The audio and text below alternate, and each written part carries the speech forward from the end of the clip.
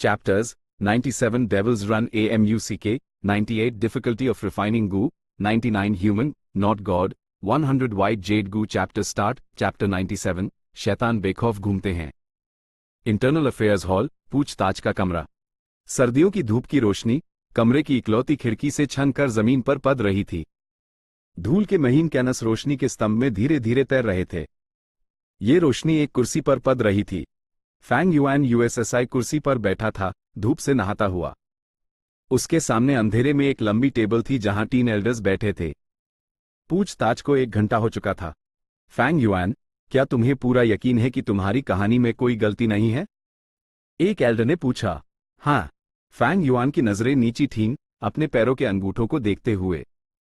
धूप उसके साफ चेहरे पर पड़ रही थी, जिससे वो एक सफेद मूर्ति जैसा लग रहा था। यूज सिचुएशन का पहले से ही अंदाजा था। आखिरकार उसके ग्रुप के सभी मेंबर्स मर चुके थे, सिवाय उसके। असल में हरगू मास्टर को थोड़ी बहुत पूछताछ से गुजारना पड़ता था, जिससे क्लैन को लड़ाई के आंकड़े जमा करने में आसानी होती थी। लेकिन फैंग युआन से लगातार 1 घंटे तक पूछताछ की जा रही थी। साफ था कि कोई पर्दे के पीछे से उसके लिए मुश्किलें खड़ी कर रहा था। ये बिल्कुल समझ में आने वाली बात थी। जब तक कोई इंसान है और उसके सोशल रिलेशंस हैं, उससे जुड़े लोगों की एक लंबी कड़ी होगी। तो फिर यूएस वक्त की लड़ाई का हाल हमें दोबारा बताओ, एल्डर ने पूछना जारी रखा। ठीक है, मैंने रैंक 2 तक ब्रेक थ्रू करने में कई दिन लगाए। गांव के गेट पर वापस आने पर मैं चीशान ग्रुप से मिला और जाओसान ग्रुप को ढूंढने के बाद उनसे जा मिला। उस वक्त उनकी जंगली सूअर के राजा से एक घमासान लड़ाई चल रही थी। फैंग युआन ने शांति से बताया। उसने खुद हाई रैंक 2 तक ब्रेक थ्रू करने की बात बता दी थी। बिना किसी छुपाने वाले गुवर्म के वो अपनी रैंक 2 ऑरा को नहीं छुपा सकता था।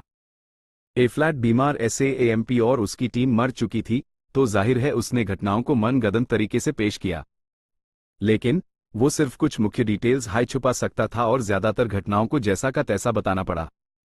ये 5वीं बार था जब फैंग युआन ने घटनाओं का विवरण दिया था। तीनों एल्डर्स सुनते हुए तेवर चढ़ाए हुए थे। उन्हें कोई झोल नहीं मिल रहा था, लेकिन वो जानते थे अगर ये मनगढ़ंत होता तो इसमें फालतू की डिटेल्स होती। कई बार बताने पर झोल अपने आप सामने आ जाता, लेकिन 5 बार के बाद भले हाई फैंग युआन के बताने के तरीके में थोड़ा फर्क था, कंटेंट वही था। ये सच ही होगा। तीनों एल्डर्स ने इशारों में एक दूसरे से बात की, लेकिन एक एल्डर संतुष्ट नहीं थी। उसकी बेटी बीमार SAAMP ग्रुप की हीलिंग गू मास्टर थी, जिसे वो बहुत प्यार करती थी, लेकिन अंत में भेड़ियों के मुंह में उसकी बेहद दर्दनाक मौत हुई। इसलिए वो बहुत गुस्से में थी और उसकी निगाहों में ठंडक थी जब वो फैंग युआन को देख रही थी। फैंग युआन, तुमने नाइफ स्केल्स नेट को अपने मून ब्लेड से काटा, तुमने ऐसा क्यों किया? इस अधे UMR की महिला एल्डर ने सख्ती से कहा। क्योंकि मैं कुछ कंट्रीब्यूशन करना चाहता था, लेकिन वो एक गलत कदम साबित हुआ, फैंग युआन ने जवाब दिया। तो फिर मैं तुमसे पूछती हूं, जब तुम सूअर के पेट में छुपे थे, क्या तुमने जानबूझकर अपनी टीममेट फीमेल गू मास्टर को ढाल की तरह इस्तेमाल किया? एल्डर ने दोबारा पूछा। मुझे नहीं पता। मैं इस वक्त बहुत डरा हुआ था और जल्दी से सूअर के राजा के अंदर छुपने की कोशिश कर रहा था, लेकिन वो भी अंदर आ गई और अंदर की जगह के लिए मुझसे लड़ने लगी। वो मुझसे जीत नहीं पाए और लाइटनिंग वुल्व्स ने USEY काट कर मार डाला। मुझे शर्म आती है, फैंग युआन ने जवाब दिया। आधे उम्र की महिला एल्डर ने दांत पीसे। फैंग युआन का जवाब बहुत चालाकी भरा था। उसने सिर्फ सच्चाई बताई, लेकिन अपने इरादों का जिक्र तक नहीं किया। इससे जो एल्डर्स यूज दबाना चाहते थे, उन्हें उस पर कोई पकड़ नहीं मिली। उनके दिल गुस्से से भरे थे, लेकिन वो कुछ नहीं कर सकते थे। ऐसे हालत में वो फैंग युआन को दोषी नहीं ठहरा सकते थे। छोटे बीस्ट टाइड को 3 दिन हो चुके थे। नुकसान के आंकड़ों ने सभी हाई अप्स के चेहरे पर शिकन ला दी थी। पिछले छोटे बीस्ट टाइड्स में भी नुकसान हुआ था, लेकिन वो इतना गंभीर कभी नहीं था। वजह थी लाइटनिंग वुल्व्स का झुंड। पहले यह लाइटनिंग वुल्व्स के झुंड कम से कम 3 छोटे बीस्ट टाइड्स के बाद दिखाई देते थे। इस दुनिया में माहौल खतरनाक था, जीना मुश्किल। इंसान के नजरिए से जीने के लिए, दूसरे इंसानों से रिसोर्सेस के लिए लड़ने के अलावा उन्हें खतरनाक जानवरों और खराब मौसम से भी संघर्ष करना पड़ता था। और ये संघर्ष अक्सर बहुत मुश्किल होते थे। छोटा बीस्ट टाइड तो सिर्फ शुरुआत थी। असली दहशत तो 1 साल बाद आने वाला बड़ा वुल्फ टाइड होगा। हजारों लाइटनिंग वुल्व्स गांव की तरफ बढ़ेंगे, अपने बेहद शक्तिशाली लाइटनिंग वुल्फ किंग के साथ। महिला एल्डर ने कई सवाल पूछना जारी रखा, लेकिन अंत में फैंग युआन के अटल जवाबों के आगे यूज हार माननी पड़ी। तो फैंग युआन, अब आगे तुम्हारा क्या प्लान है? एक दूसरे एल्डर ने गहरे मतलब से पूछा। मेरा प्लान फैमिली एसेट्स के लिए अप्लाई करना है, अपनी फैमिली की विरासत को आगे बढ़ाना है। फैंग युआन ने खुलकर कहा, इसे छुपाने की कोई जरूरत नहीं थी। बीमार एएमपी ग्रुप तबाह हो चुका था और अब सिर्फ फैंग युआन बचा था। इसी वजह से उस एक मिशन छोड़ने के लिए रैंक 2 गू मास्टर के अधिकार का इस्तेमाल नहीं करना पड़ा और वो फैमिली एसेट्स मिशन ले सकता था। एल्डर ने सर हिलाया, फिर ना में सर हिलाया। तुम मेरी बात का मतलब नहीं समझे। तुम्हारे अलावा तुम्हारा ग्रुप अब नहीं रहा। मैं तुम्हें एक सलाह दे सकता हूं, कोई दूसरा ग्रुप ज्वाइन कर लो। इंटरनल अफेयर्स हॉल के मिशंस की डिफिकल्टी ग्रुप्स के लिए डिजाइन की गई है, एक अकेले आदमी के लिए उन्हें पूरा करना बहुत मुश्किल है। चाहे वो तुम्हारा फैमिली इनहेरिटेंस मिशन हो या हर महीने के जरूरी मिशंस, दोनों ही ऐसे हैं। फैंग युआन चुप रहा। असेल्डर ने जारी रखा, ऑफ कोर्स एक और ऑप्शन है। तुम अब एक रैंक 2 गू मास्टर हो। तुम्हारे पास ग्रुप कैप्टन बनने की काबिलियत है। तुम्हें बस एग्जामिनेशन मिशन पास करना होगा और तुम अपना खुद का ग्रुप बना सकते हो। तुम कौन सा चुनना चाहते हो? फैंग युआन ने पलकें झपकाई। मुझे अभी तक नहीं पता, मुझे सोचने के लिए थोड़ा वक्त चाहिए। तो तुम जा सकते हो। जितनी जल्दी हो सके इस पर सोच लो।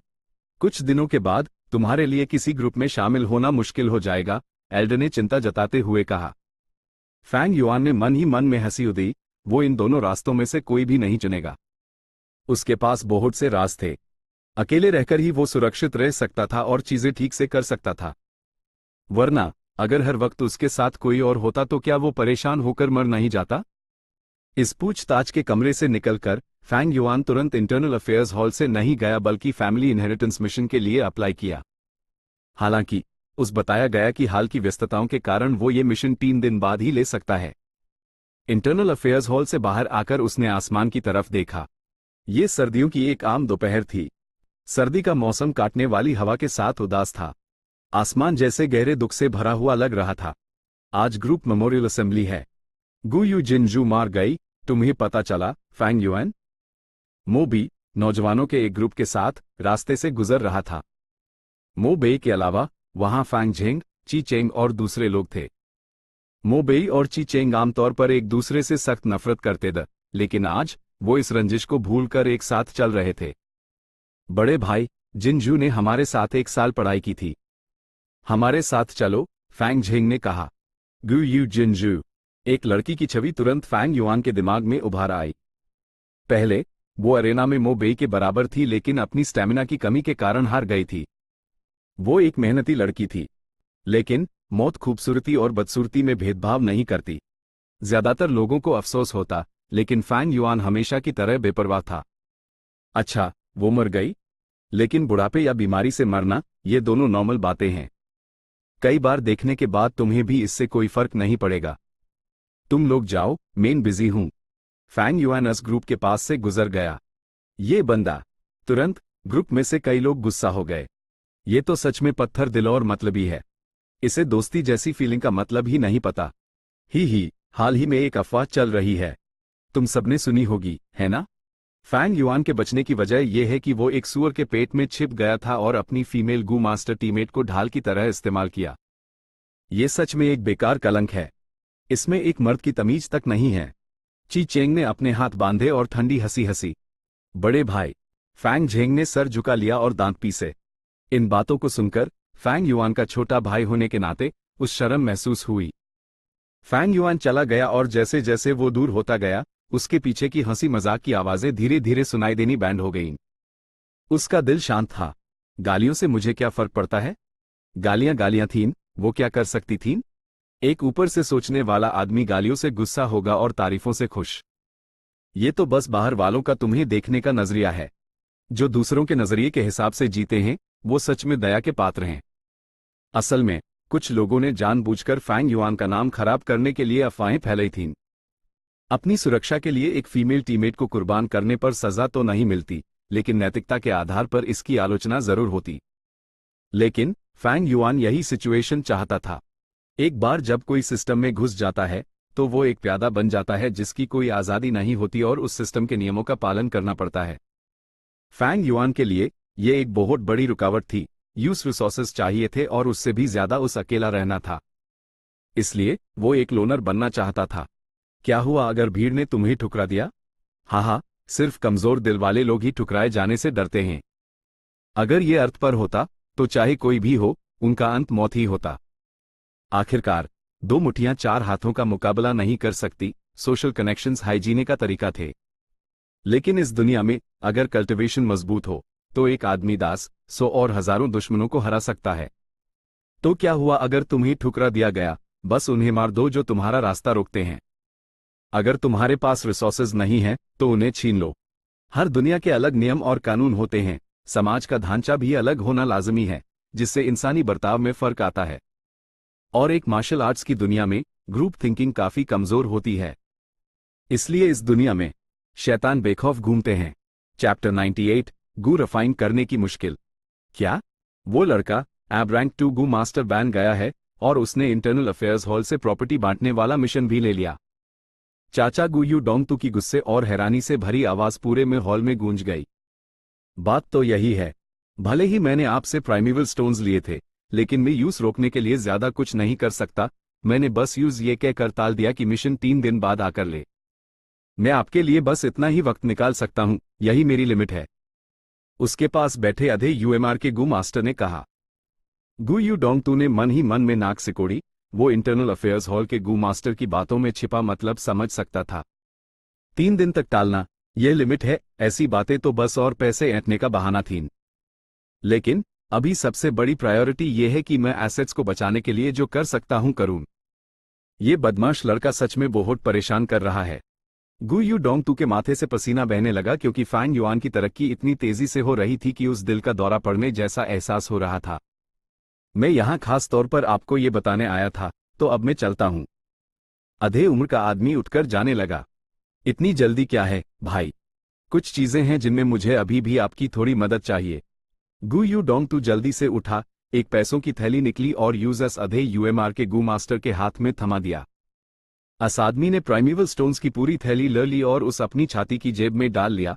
उसका अंदाज तुरंत बदल गया और वो जोर से हंसने लगा। भाई डांग टू, आप बहुत पोलाइट हैं।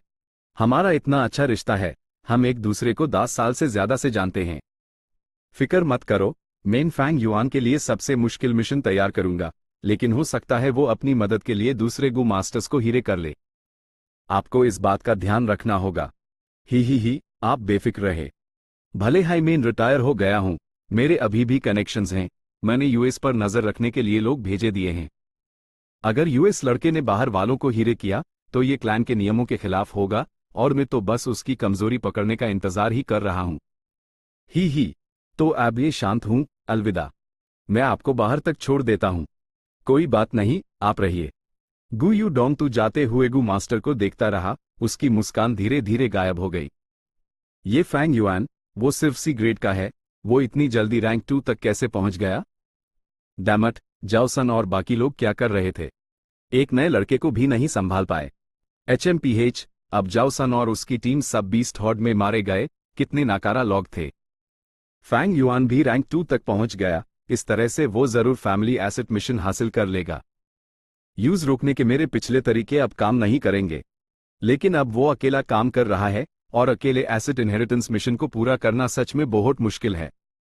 नहीं, इस लड़के की किस्मत एब्सर्ड है। पहले मैंने जाओ सन और बाकियों को उस दबाने के लिए भेजा और तुरंत हाई बीस्ट हॉर्ड आ गया। अगर वो फिर से अपनी इस किस्मत पर भरोसा करके मिशन पूरा कर लेता है तो क्या?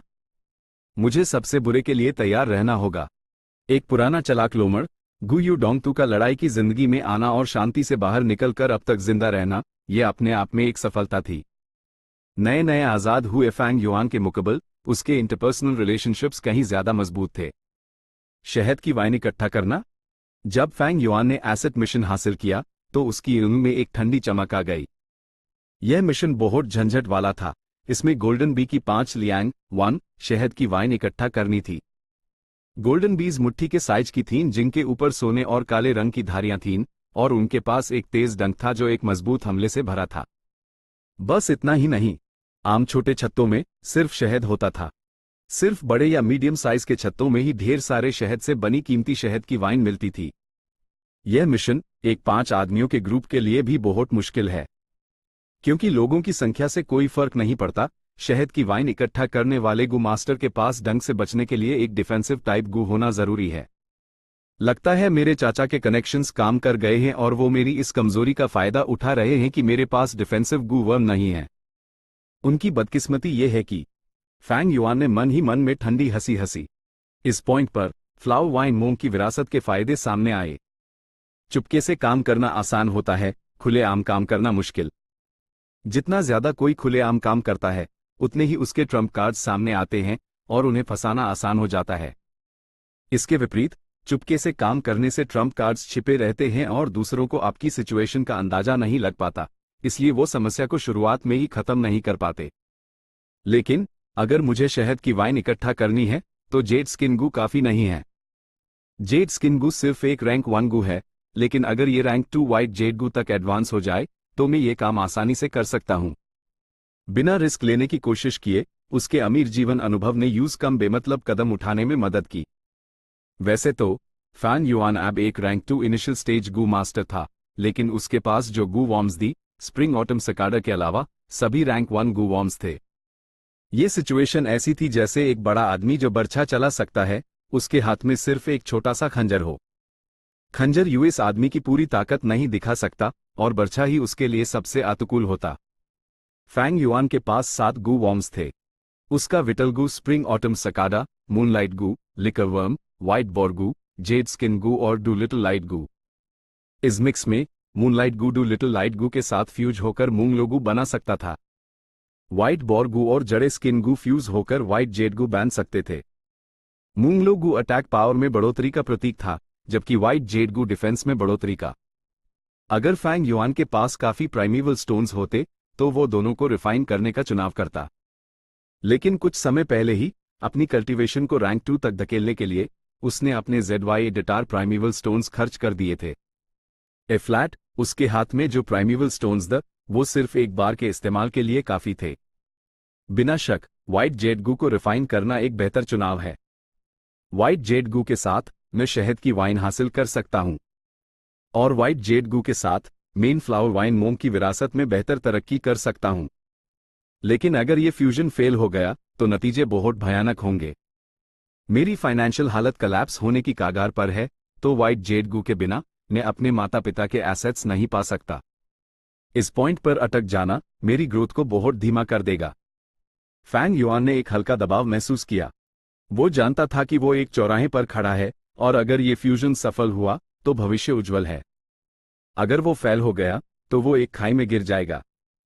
इस मुकाम तक वापस आने के लिए उस और भी ज्यादा मेहनत करनी पड़ेगी और ज्यादा वक्त लगेगा। गू मास्टर्स अपने प्राइमेवल सी को बेस बनाकर और गू वॉर्म्स को तरीका बनाकर इस्तेमाल करते हैं। गू एक गू मास्टर की जरूरत है, बिना गू के वो गू मास्टर्स नहीं हैं। अपनी कल्टीवेशन के अलावा गू मास्टर्स को गू को रिफाइन, नर्चर और उस भी करना पड़ता है। कमरे में क्लैन लीडर गू यूबो ने फैंग झेंग को बड़े ध्यान से समझाया। रिफाइन, नर्चर और उस, ये 3 पहलू हर एक अपने आप में एक ज्ञान का भंडार है। भले ही तुम अपनी पूरी जिंदगी लगा दो, तुम इसे पूरी तरह से खत्म नहीं कर सकते। गू रिफाइन करने के मामले में तुम पहले से जानते हो कि एक गू को कैसे रिफाइन करके अपना बनाया जाता है। लेकिन यह सिर्फ एक सिंगल रिफाइनमेंट है। इसमें एक और ज्यादा जरूरी पहलू है, फ्यूजन। फ्यूजन के जरिए तुम कई गू वॉर्म्स को मिलाकर एक हायर रैंक का एक गू बना सकते हो। ये जीवन का विकास है। फैंग झेंग, तुम अब एक रैंक 2 गू मास्टर हो, लेकिन तुम्हारे सारे गू वॉर्म्स रैंक 1 के हैं। ए फ्लैट वक्त आ गया है कि तुम एक रैंक 2 गू वर्म रिफाइन करो। फैंग झेंग ने पूछा, क्लैन लीडर, मेन फ्यूजन कैसे करूं? गू यूबो ने कहा, फ्यूज करने के लिए तुम्हें रेसिपी पता होनी चाहिए। कुछ गू वॉर्म्स एक साथ फ्यूज नहीं हो सकते। कई युगों के ट्रायल एंड एरर और अनंत असफलताओं के बाद हमारे पूर्वजों ने कई रेसिपीज तैयार की हैं। हमारे गू यू क्लैन ने मूनलाइट गू पर सबसे गहरा रिसर्च किया है और अब हमारे पास डू रैंक 5 रेसिपीज हैं। रैंक 5 रेसिपी क्या होती है? इस रेसिपी के अनुसार कई फ्यूजन्स के जरिए कोई अंत में एक रैंक 5 गू वर्म तक रिफाइन कर सकता है। फैंग झेंग, तुम्हारे पास एक जड़ी स्किन गू और एक मूनलाइट गू है। ये एक रैंक 5 रेसिपी की शर्त पूरी करता है। अगर तुम इस रेसिपी को फॉलो करते हो तो तुम्हें अंत में रैंक 5 गू मिलेगा, मूनलाइट ट्रेजर किंग गू। मूनलाइट ट्रेजर किंग गू? फैंग झेंग का चेहरा चाहत से भर गया। ही, तुम्हें अभी रैंक 5 गू के बारे में बताना बहुत जल्दी है। आओ, अपना जड़े स्किन और मूनलाइट गू निकलो, मैं तुम्हें सिखाऊंगा कि इन दोनों गू को फ्यूज करके रैंक 2 मून रेमंड कैसे बनाया जाता है। ये कहते हुए गू यूबो का चेहरा गंभीर हो गया। गू फ्यूज करने में सबसे जरूरी चीज पैरेलल थिंकिंग है, अपनी कॉन्शियसनेस को फ्यूज करना। तुम्हारे हाथों में जो मूनलाइट गू और जड़े स्किन गू हैं, उनमें अब कोई जंगली कॉन्शियसनेस नहीं बची है, तुम्हारी अपनी कॉन्शियसनेस ने यूज ओवरराइड कर दिया है। ए फ्लैट, तुम्हें जो करना है वो है इन दोनों विचारों को एक साथ मिलाना। एक साथ मिलाना? फैंग झेंग ने पलकें झपकाई, उलझन में।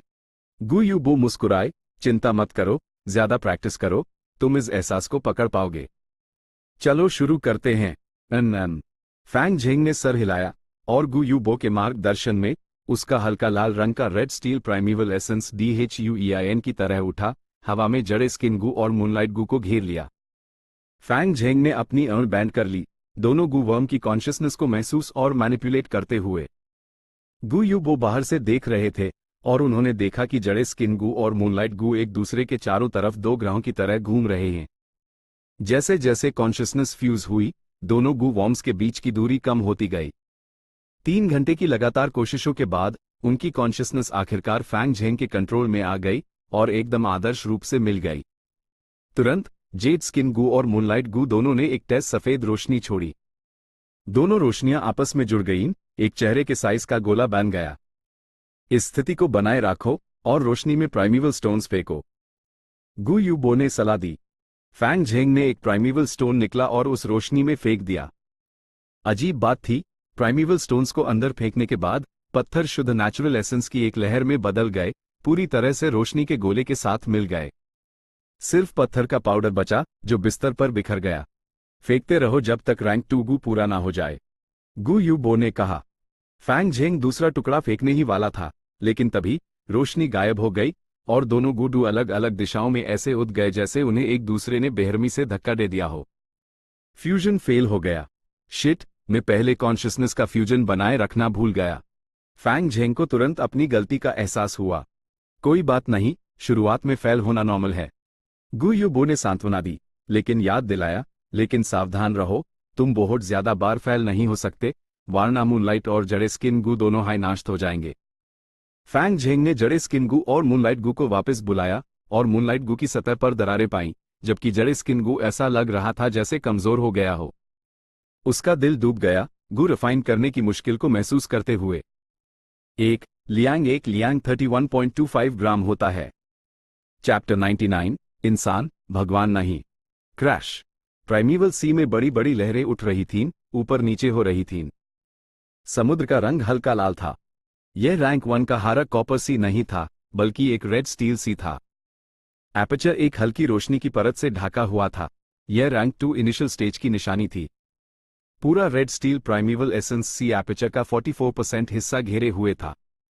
समुद्र के ऊपर स्प्रिंग ऑटम सकाडा दिखाई दे रहा था। 1 साल आराम करने के बाद वो कुछ हद तक ठीक हो चुका था। पहले उसके शरीर से कोई चमक नहीं थी, वो सूखी लकड़ी की तरह खुरदुरा और फीका लगता था। ए फ्लैट, उसमें थोड़ी सी चमक आ गई थी।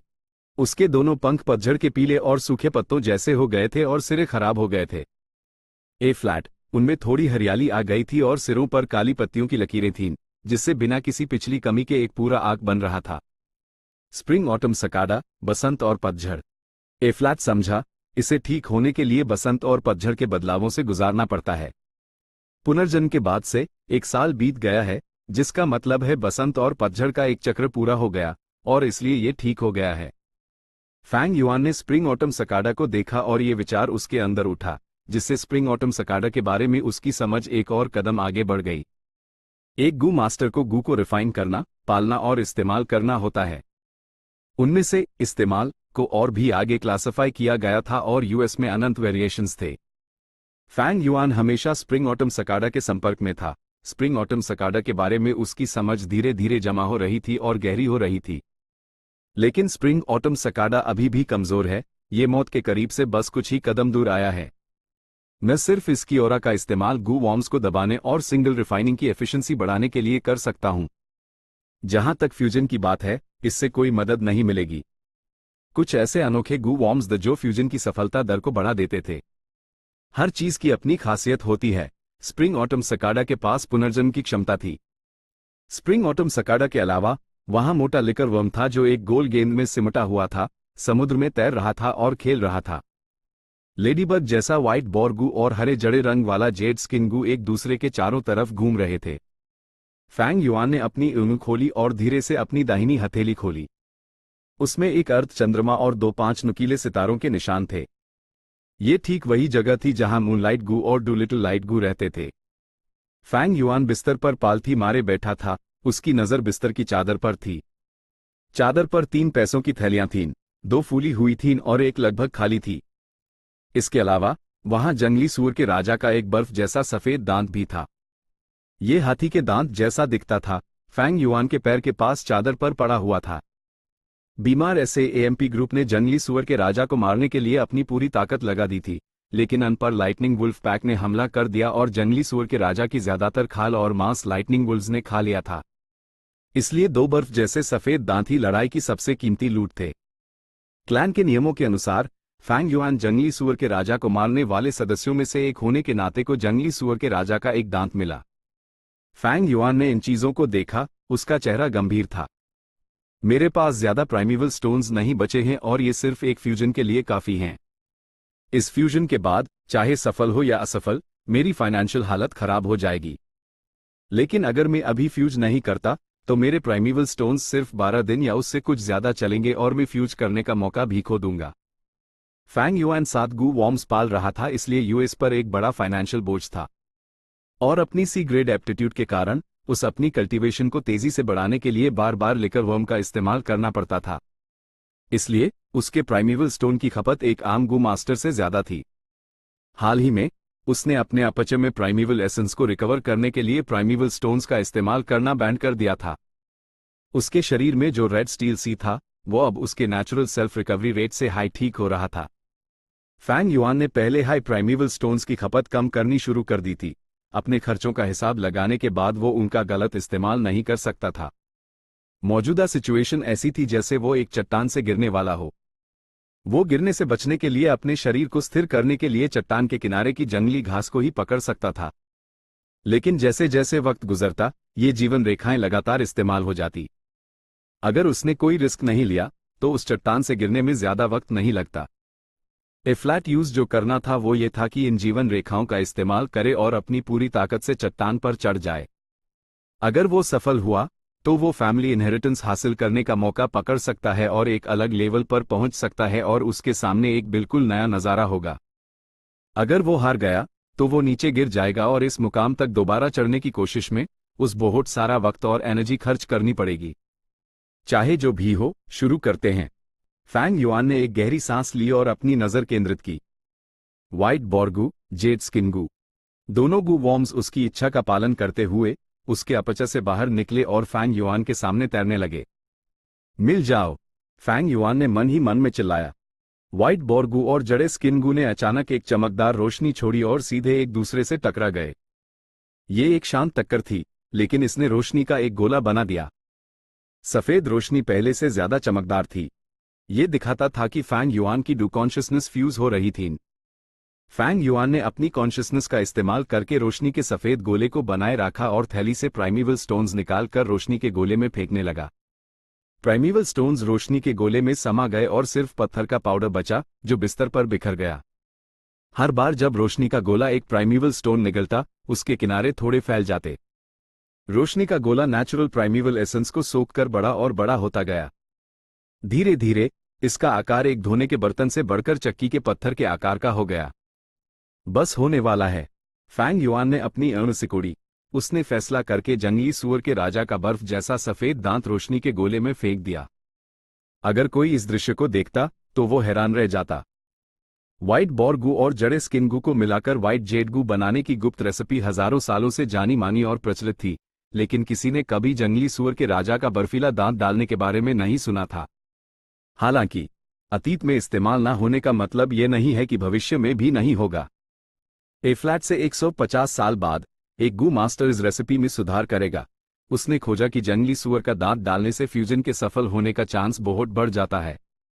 फैंग युआन के पास 500 साल का अनुभव था, वो इस ट्रिक के बारे में जरूर जानता था। बर्फीला दांत रोशनी के गोले में फेंका गया और तुरंत एक अद्भुत बदलाव हुआ। पहले की चमकदार रोशनी अब हल्की हो गई। जो रोशनी अंधाधुंध हर तरफ फैल रही थी, अब यूएस में एक मूवमेंट पैटर्न आ गया था, जो रोशनी और अंधेरे के बीच स्वाभाविक रूप से बदल रहा था। फैंग युआन की निगाहों के नीचे रोशनी का गोला धीरे धीरे सिकुड़ गया और अंत में हवा में घुल गया।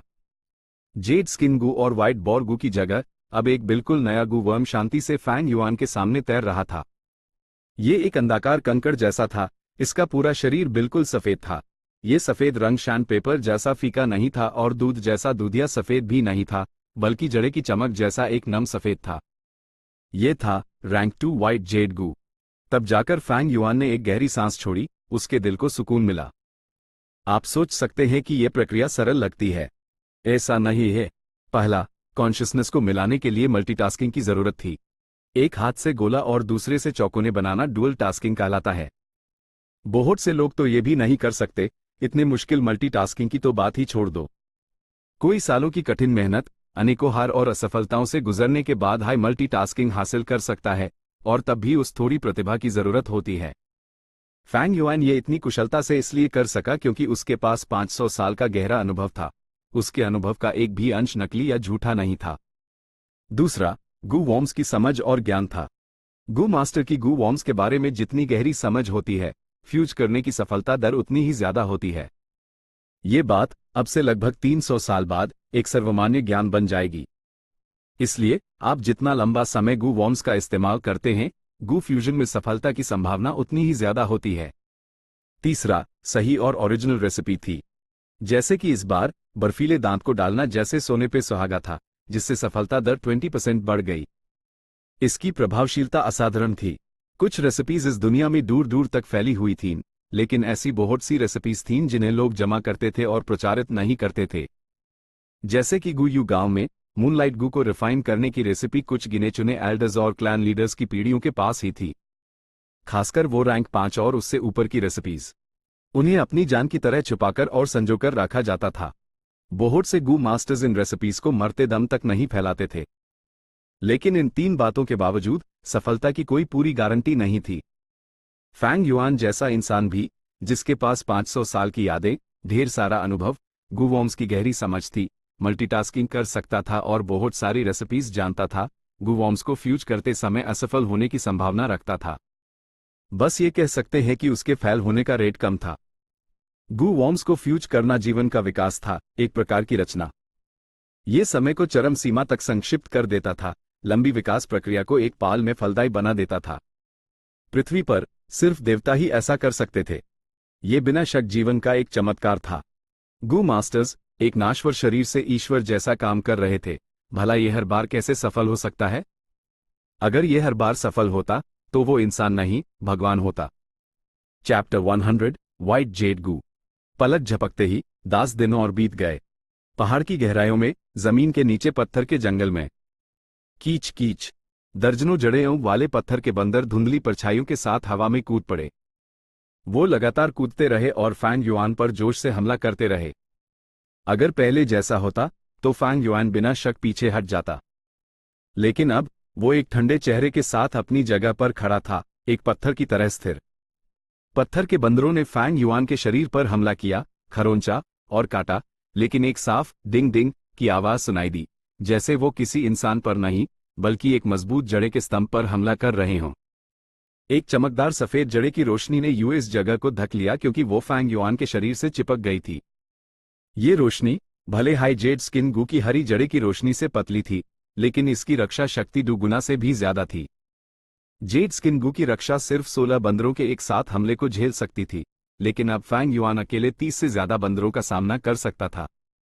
अरेना में मेन फैंग झेंग के जड़े स्किन गू की रक्षा को अपनी नंगी मुट्ठियों से तोड़ सकता था, लेकिन अगर फैंग झेंग ने ये व्हाइट जेड गू इस्तेमाल किया होता तो भले ही मेरी कलाई की हड्डी टूट जाती, मैं उसकी रक्षा को भेद नहीं पाता। फैंग युआन ने सोचा जबकि उसने अपने विचारों का एक हिस्सा अपने एपर्चर सी की तरफ मोड़ दिया। रेड स्टील प्राइमीवल सी में व्हाइट जेड गू समुद्र के तला में डूबा हुआ था, लगातार प्राइमीवल एसेंस सोख रहा था। उसकी सतह से भी एक हल्की सफेद जड़े की चमक निकल रही थी, जैसे एक लाइट बल्ब। हर बार जब पत्थर के बंदर फैंग युआन पर हमला करते, व्हाइट जेड गू की सतह जो एक अंडाकार कंकड़ जैसी दिखती थी, हल्की सी चमक जाती। साथ ही फैंग युआन महसूस कर सकता था कि उसके प्राइमीवल एसेंस का एक अंश खर्च हो रहा है। व्हाइट जेड गू की रक्षा भी जड़े स्किन गू जैसी ही है, दोनों को प्राइमीवल एसेंस के लगातार सोर्स की जरूरत पड़ती है। साथ ही हमले की तीव्रता जितनी ज्यादा होगी उतना हाई ज्यादा प्राइमीवल एसेंस खर्च होगा। फैंग युआन ने मन ही मन में निष्कर्ष निकला। साथ ही उसने पलटवार किया। घूसन और लातों ने धूल का तूफान उठा दिया। उसके वार सरल लेकिन बेहद क्रूर और असरदार, एक अलग ही ऑरा के साथ। भले हाई व्हाइट बोरगू चला गया था, जो ताकत उसने फैंग युआन को दी थी वो अभी भी उसके शरीर में बाकी थी। अनंत बंदर फैंग युआन की मार खा रहे थे। कुछ को लात मारकर दूर फेंक दिया गया, जो पत्थर के स्तंभ से टकराए। कुछ हवा में ही मारे गए, पत्थर बन गए और जमीन पर गिरते ही टुकड़ों में बिखर गए। साथ ही अपनी कलाई के एक झटके से फैंग युआन ने मून ब्लेड्स को चारों तरफ फेंका, जैसे मौत के फरिश्ते की डरांती हो जो पत्थर के बंदरों की जिंदगियां काट रही थी। रेड स्टील प्राइमीवल एसेंस की सप्लाई के साथ रैंक 1 मूनलाइट गू हर हमले में बंदरों को सबसे ज्यादा नुकसान पहुंचा सकता था। कीच कीच, पत्थर के बंदर डर से चिल्लाए, पीछे हटने लगे। फैंग युआन ने एक छोटे से पलटवार में ही पत्थर के बंदरों का सफाया कर दिया था। अब सिर्फ 5 या 6 ही बचे थे। फैंग युआन ने एक और को मारा और बचे हुए पत्थर के बंदरों की हिम्मत टूट गई। वो पागलों की तरह इधर उधर दौड़ने लगे और पत्थर के जंगल की गहराइयों में भाग गए। फैंग युआन ने इन भगोड़ों का पीछा नहीं किया, बल्कि पत्थर के जंगल में और गहराई में आगे बढ़ता गया। इन दिनों वो विरासत का अगला सुराग ढूंढने के लिए कड़ी मेहनत कर रहा था। लगातार खोज करते हुए उसने पत्थर के जंगल के आसपास के ज्यादातर इलाकों में कदम रख दिए थे, लेकिन कुछ नहीं मिला। यूज एक अंदाजा था, वो धुंधला सा फ्लाओ वाइन मोंग के विचार को समझ रहा था। यूज लगा कि विरासत का अगला कदम शायद पत्थर के जंगल के सबसे केंद्रीय क्षेत्र से जुदा हुआ है। जितना गहरा वो जंगल में जाता, पत्थर के स्तंभ उतने ही बड़े होते जाते और उनके अंदर रहने वाले पत्थर के बंदर भी उतने ही ज्यादा होते। फैंग युआन चलते चलते देख रहा था, पत्थर के जंगल के केंद्र में एक बड़ा पत्थर का स्तंभ था। इसकी परिधि इतनी चौड़ी थी कि दर्जनों आदमी मिलकर भी उस गले लगाने की कोशिश करते तो कम पड़ जाते। ये पत्थर का स्तंभ उसका लक्ष्य था। लेकिन जितना गहरा वो जाता, बंदरों के झुंड उतने ही बड़े होते और कठिनाई उतनी ही ज्यादा। फैंग युआन ने एक महत्वपूर्ण कदम उठाया और बंदरों के एक झुंड के अलर्ट जोन में प्रवेश किया। कीच कीच कीच, पत्थर के स्तंभ में काले गुफाओं से गुस्से में जड़े वाले पत्थर के बंदर निकल रहे थे और लगभग 100 बंदर फैंग युआन की दिशा में कूद पड़े। फैंग युआन अपनी जान बचाकर भागा। इतने सारे बंदरों के खिलाफ व्हाइट जेड गू के साथ भी वो उनका कत्ल ए आम नहीं कर सकता था। पत्थर के बंदरों ने कुछ देर तक फैंग युआन का पीछा किया, फिर कुछ ने पीछा छोड़ना शुरू कर दिया और मुड़कर अपनी गुफाओं में वापस चले गए। आखिर में सिर्फ 30 या उससे कुछ ज्यादा बंदर हाई फैंग युआन के पीछे लगे रहे। फैंग युआन ने देखा कि समय सही है, वो मुड़ा और लड़ पड़ा। एक दौर की लड़ाई के बाद आखिरी कुछ बंदर भाग गए, यहां तक कि अपनी असली गुफाओं में वापस लौटने की हिम्मत भी नहीं कर पाए। कुछ दौरों के बाद फैंग युआन ने 100 से ज्यादा पत्थर के बंदरों को मार डाला था। रास्ते में पत्थर के बंदरों की लाशों से टूटे हुए पत्थरों के निशान थे। प्राइमीवल एसेंस काफी नहीं है। फैंग युआन ने अपने प्राइमीवल सी का निरीक्षण किया और आहें भरी, मजबूरन अपने कदम रोकने पड़े। अगर पहले की बात होती तो वो तेजी से रिकवर करने के लिए अपने प्राइमीवल स्टोन्स का इस्तेमाल करता, लेकिन अब व्हाइट जेड गू को फ्यूज करने के बाद उसके पास प्राइमीवल स्टोन्स की सख्त कमी थी, या ये कहें कि उसकी पूरी फाइनेंशियल हालत तबाही के कागार पर थी। फैंग युआन ने जड़े रॉक के आईबॉल्स उठाए और उन्हें अपने बाग में डाल लिया। ये इस रॉक पिलर के केंद्र के नीचे होना चाहिए, लेकिन वहां तक पहुंचने के लिए मुझे एक रास्ता बनाना होगा। ये एहसास और भी तेज होता जा रहा था। फैंग युआन ने यूज एक आखिरी बार देखा, फिर पत्थर का दरवाजा खोलकर दूसरे गुप्त कमरे में लौट आया। छिपे हुए कमरे के कोने में कुछ सामान था। एक छोटा बाग जिसमें सैकड़ों आईबॉल जेड्स थे। फैंग युआन ने बाग खोला और आज की अपनी लूट उसमें डाल दी। जड़े के मोती एक दूसरे से टकराए, एक साफ आवाज निकली। एक और बाग था और उसके अंदर जंगली सूअर के दांत थे। लेकिन अब फैंग युआन को जंगली सूअरों को मारने की जरूरत नहीं थी। उसने व्हाइट बोरगू और जड़े स्किन गू का इस्तेमाल करके व्हाइट जेड गू को रिफाइन किया था। व्हाइट बोरगू गायब हो चुका था और उसकी पोर की जरूरत को जीरो कर दिया था। नया व्हाइट जेड गू जेड स्किन गू की तरह ज्यादा था। यह जेड रॉक्स खाता था। जेड स्किन गू को हर 10 दिन में डूलियांग जेड रॉक्स की जरूरत पड़ती थी, जबकि व्हाइट जेड गू को हर 20 दिन में 8 लियांग जेड रॉक्स की जरूरत थी। आमतौर पर रैंक जितना ऊंचा होता है, हर भोजन के बीच का अंतर उतना ही लंबा होता है। रैंक 2 गु अमृत पे ओ की मात्रा पर हर आधे महीने में खाते हैं, जबकि रैंक 3 गु हर महीने या उससे भी ज्यादा समय बाद। ऑफ कोर्स ऊंचे रैंक के गु ज्यादा भोजन भी करते हैं। औसतन व्हाइट जेड गु की खपत जड़े स्किन गु और व्हाइट बोर गु की मिलाकर खपत से ज्यादा थी। लेकिन फैंग युआन के लिए उसके पास ये पत्थर का जंगल था और जड़े रॉक्स की कोई कमी नहीं थी।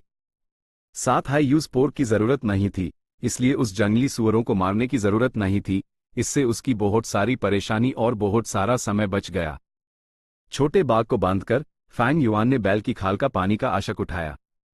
पानी के आशक के अंदर सुनहरी शहद की वाइन थी। कुछ दिन पहले फैंग युआन ने जड़े स्किन गू पर भरोसा करके और मक्खियों के हमलों को सहकर पर्याप्त शहद की वाइन इकट्ठा कर ली थी।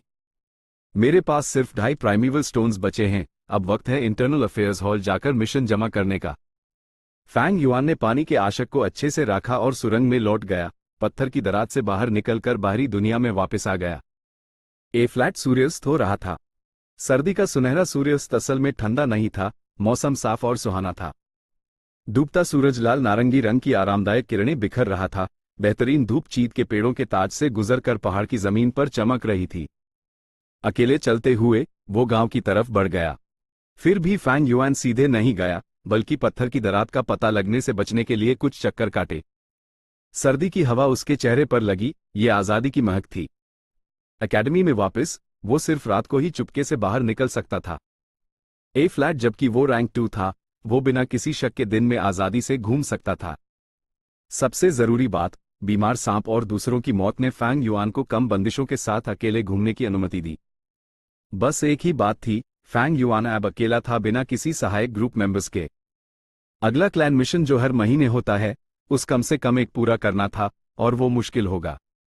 ए फ्लैट छोटे बीस्ट हॉट के बाद सभी ग्रुप्स ने फिर से गठबंधन कर लिया था। फैंग युआन ने मौका गंवा दिया था। अपनी बदनामी के कारण फैंग युआन को गू मास्टर्स ने भी अलग थलग कर दिया था। दूसरे छोटे ग्रुप्स में शामिल होना आसान नहीं होगा। तो क्या हुआ अगर मुझे अलग थलग कर दिया गया है? मैं जितना किनारे पर रहूंगा उतना ही कम ध्यान मुझ पर होगा, और ये मेरे लिए उतना ही फायदेमंद है। जहां तक क्लैन मिशन की बात है, ये जरूरी है, इसलिए मुझे लेना ही पड़ेगा। लेकिन ये सोचते ही फैंग युआन की ईद में ठंडी रोशनी चमकी। उसके पास पहले से हाई प्लान था। क्लैन का आदेश था कि हर गू मास्टर को हर महीने एक मिशन लेना होगा, लेकिन उन्हें यूज पूरा करने के लिए मजबूर नहीं किया गया था। मिशन पूरा न कर पाने का परिणाम इवैल्यूएशन में गिरावट होगा। ये ऐसी चीज थी जिसे कोई गू मास्टर देखना नहीं चाहता था, इसलिए वो मिशंस को पूरा करने के लिए अपनी पूरी कोशिश करते थे। लेकिन फैंग युआन के लिए यह इवैल्यूएशन कचरा था। गांव में प्रवेश करते ही सड़कों के छूने के पत्थरों से बने रास्तों पर लोगों की अनंत भीड़ चल रही थी। इस समय आमतौर पर सबसे ज्यादा भीड़ होती है। बहुत से गू मास्टर्स अपने मिशंस को चोटों और दूसरी चीजों के साथ पूरा करके गांव लौटते हैं। दिन भर काम करने के बाद किसान अपने कीचड़ भरे पैरों और थके हुए शरीरों को घसीटते हुए चुपचाप आगे बढ़ते हैं। इस दुनिया में जीना आसान नहीं था, ये दर्द और तकलीफों से भरा था। डूबता सूरज धीरे धीरे पहाड़ की चोटी के नीचे चला गया, अपनी आखिरी गर्म रोशनी की किरण देकर। ये रोशनी सूखे पेड़ों की टेढ़ी मेढ़ी शाखाओं से कम हो जाएगी, बंबू के घरों की हरी जड़ें की दीवारों पर बिखरे समय के टुकड़े बन जाएगी। अरे नहीं, मेरा खिलौना, एक लड़की चिल्लाई, भीड़ में अपने घूमते हुए लट्टू का पीछा करते हुए। लट्टू घूमता हुआ फैंग युआन के पैरों तक आ गया, और लड़की भी फैंग युआन के पैर से टकराकर जमीन पर गिर गई।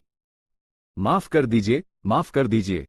लॉर्ड गू मास्टर को परेशान करने के लिए कृपया हमें माफ कर दें। छोटी लड़की का पिता जल्दी से आया। जब उसने फैंग युआन के कपड़े देखे तो उसका चेहरा कागज जैसा सफेद हो गया। छोटी लड़की को लेकर घुटनों के बाल बैठ गया, फैंग युआन को दंडवत प्रणाम करने लगा। लड़की डर के मारे रो पड़ी, उसके सफेद और गुलाबी चेहरे से आंसुओं के मोती बहने लगे।